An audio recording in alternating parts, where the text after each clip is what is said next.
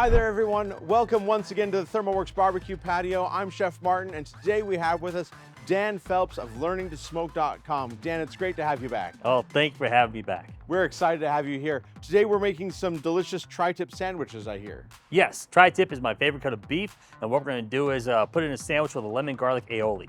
Oh, that sounds fantastic. So, what do we need to do first, and how are we gonna cook it? Okay, so first off, what we're gonna do is trim off all this silver skin that we have on here. We wanna get rid of that so we can have a better bite to our barbecue here.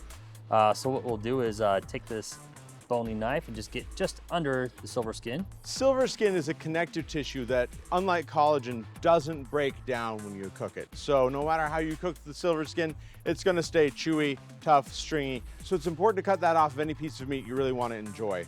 So now that we've got it nicely trimmed, and this is really beautiful, one thing that we can talk to people at home about is the direction of the grain on this. So tri-tip is interesting because of that. You wanna talk about that a little bit?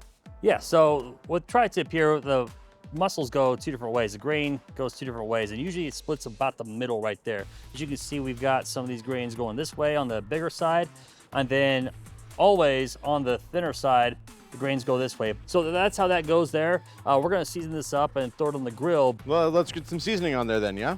Yes, let's do. So you've chosen kind of a citrusy sort of rub here to go on this because we're doing a lemon aioli later on, so it just matches, right? Yeah. Should I just go at this? Yep, go ahead, go to town. I like doing a salt, pepper, garlic type of rub here. I like to do that on any type of beef, but especially having some citrus in here, it's really great with tri-tip. And as far as amount of seasoning on these, usually when it comes to tri-tip, I don't put a ton on because it's not gonna smoke for a long time. Usually on longer cooks, I like to go heavier on the seasoning, but since this is gonna be on the grill for about an hour or so. How's that look for that I think side? this looks awesome. Just kind of pat that in a little bit. We'll flip it over. We'll do that side. Yeah, and if you don't mind me sharing a little hack here for the audience. So one thing I like to do here is you can see when we season this, we've seasoned the front and the back. So however, we got all these sides here to do, and you can always just pick up the rub and just shake it that way. But since we've got all this extra rub sitting on the cutting board, I like to just pick this up, take this bottom half, okay, yeah, and just kind of rock it back and forth a little bit. And that way we've got it covered. Oh yeah, pick it all up. Yep, so we will do that on this longer side as well. So that way you can preserve some of your rub and keep more for later. That's great.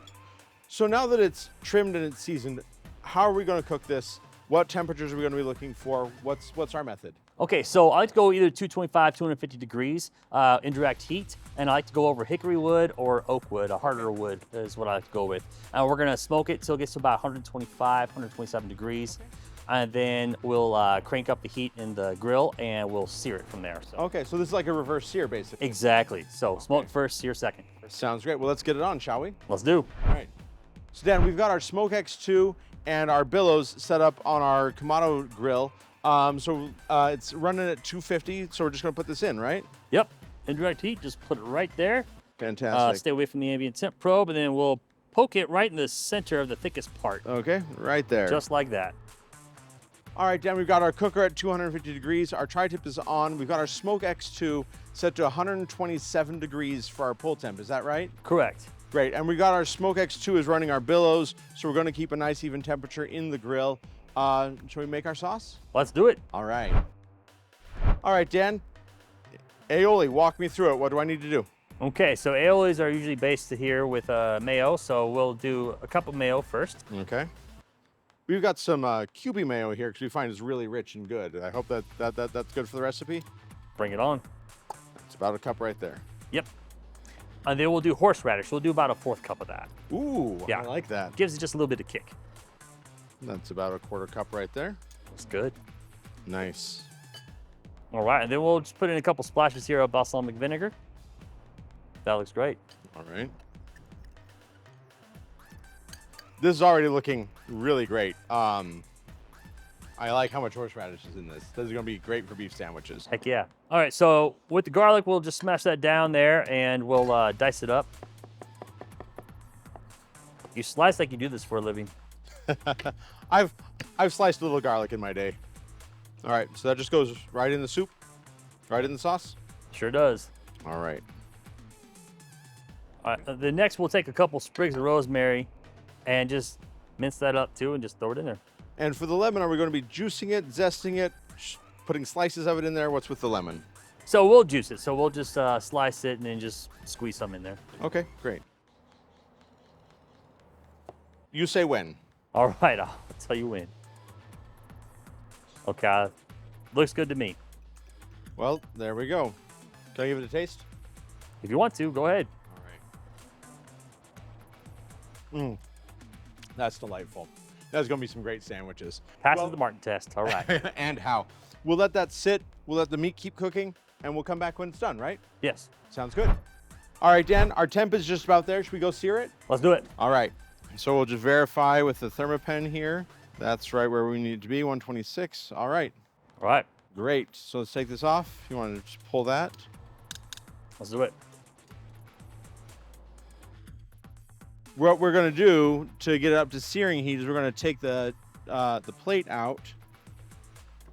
Got some heat-proof gloves here. And we're just going to let that billows blow right on the fire with the lid open and the air probe out. It's going to think it's under temp. So it's just going to blow air in there and fan that right up to searing temperature in no time. So now we sear it, right? Yep, we sear it for about a minute on each side. Okay. Love that sound. So we'll do that. Love hearing that sizzle. So we'll let it sit for about a minute or so, then we'll flip it over. So with the reverse sear here, what we've done is cook the inside to exactly the temperature that we want, and now we're getting the sear on it that we want, right? Correct. So yeah, that's why we want to reverse sear it. We want to smoke it first, slow cook it to get it more even inside, and then we'll sear it, get that nice crust, because in crust we trust. That's right. That crust is a must. That's right. Oh, that's gorgeous. Look at that. Yeah, man. That's what we're going for.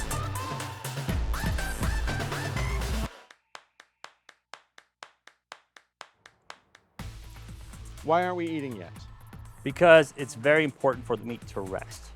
Right. Yeah, we need to let those protein fibers relax, right? Yes, because before you cut into it. Yeah, because if you think about it, meat is a muscle. And so with that, it's been worked, it's been hot, so now we just need to rest and relax.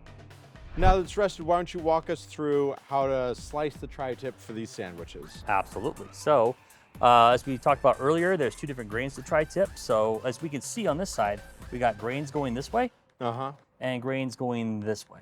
Right. So what you want to do first is find where the medium is, like where the middle is. You'll see that the grains go all the way up this way and kind of descend down. So it looks like right around here is gonna be about our middle spot. Okay. And so we can slice there first, or we can even just start slicing from the tip and going up. Let's slice there first. Let's see what this looks like on the inside. Okay, let's do that. Beautiful. It looks beautiful go. on the inside. Yeah. So you see the grains are both going this way, but as we start slicing, I mean, we've established where we need to slice now. Right. So because we're not going to slice this way because that'll be slicing with the grain. We're going to slice up here and across this way, right? Exactly, yes. Okay. So what I'll do is I'll start slicing here, tuck the fingers in. Here, let's move this. Left-hander problems. So we'll start slicing there. And usually you want to do about pencil thick on the slices. Okay. Sometimes I go wider because I'm bad at gauging it, but I also like more meat and bite. So there's that. Oh, this is so beautiful, and it smells just incredible. I mean, grilled beef, what are you gonna do, right?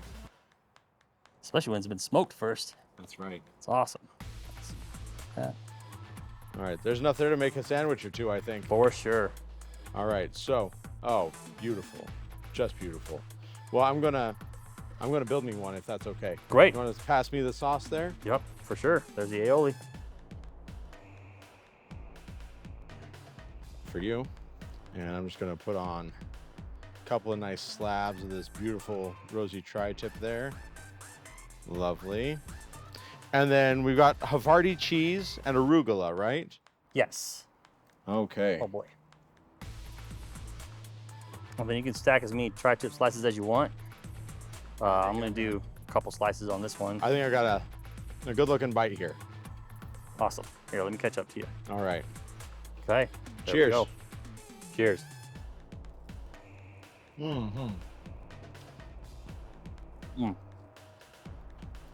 Hot Have dang. mercy. Oh, Yeah. I'm dripping. Feel that little bit of kick there from that horseradish we put in there earlier. You know, what I didn't expect to get as much of and that I'm loving here is the garlic. Like, I love the horseradish, but the garlic in that aioli is really just singing so beautifully with all of this. The arugula, the creamy cheese, the toasted bun, and that meat it's just perfect. That is one fantastic sandwich. Thank you so much, Dan.